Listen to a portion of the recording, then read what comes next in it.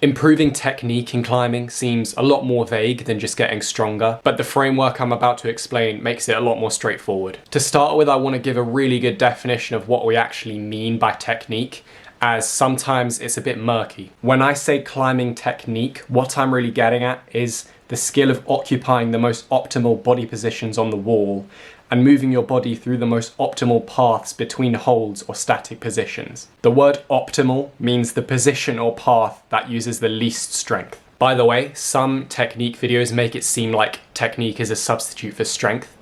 It is absolutely not. You can't do your hardest climbing without nearing your potential in both technique and strength. Even if you were a perfect being which always occupied the exact optimal positions and paths while climbing, down to literally every atom of your body being perfectly aligned, there would still be boulders you couldn't do due to a lack of strength, whether it be in your fingers or elsewhere. Now let's discuss how to actually improve technique, and I believe the number one thing to always keep on your mind is curiosity. There's an incredible formula which I first heard from Dave McLeod, which is technique improvement equals moves done times quality of thought put into those moves. Curiosity or quality of thought about what works and what doesn't while you're on the wall is exactly what you need to improve at technique. It's how you learn what's good and bad technique for a certain move, or how to make moves you can already do even more efficient with better technique. This means analysing every fall and understanding why you fell off each time.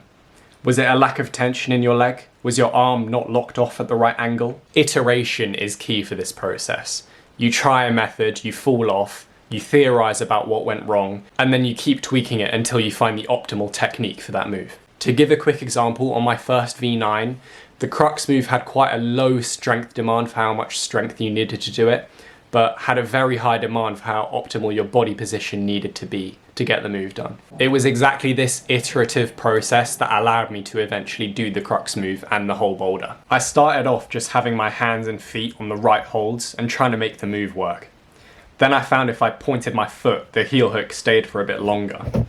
Then I found if I pushed my flagging foot underneath the roof, it created a little bit of opposition which made me feel more stable. Then I realised my upper body wasn't engaged enough, so I locked off a bit higher with my left arm. Through curiosity and iteration, I eventually did the move and got good enough at it to send the whole boulder. This kind of process is absolutely key in any projecting you do, and translates to technique improvement in your wider climbing as well. However, there are other difficulty levels which are also super useful for improving our technique.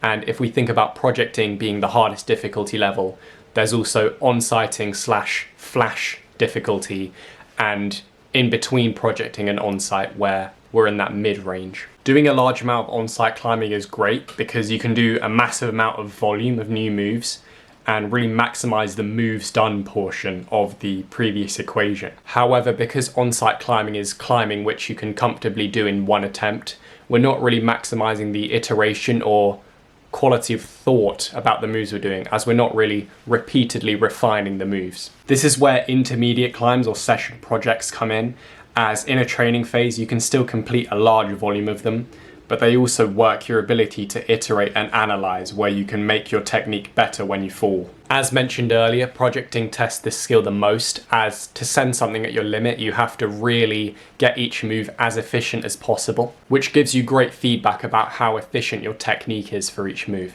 However, projects are large undertakings, and obviously you're doing a much lower volume of moves while you're working on one, even though you're maximizing the quality of thought about each move. This is why I think it's important to climb at all difficulty levels semi-regularly and build your pyramids so you aren't always climbing at either on-site or project level. This doesn't have to all be at the same time.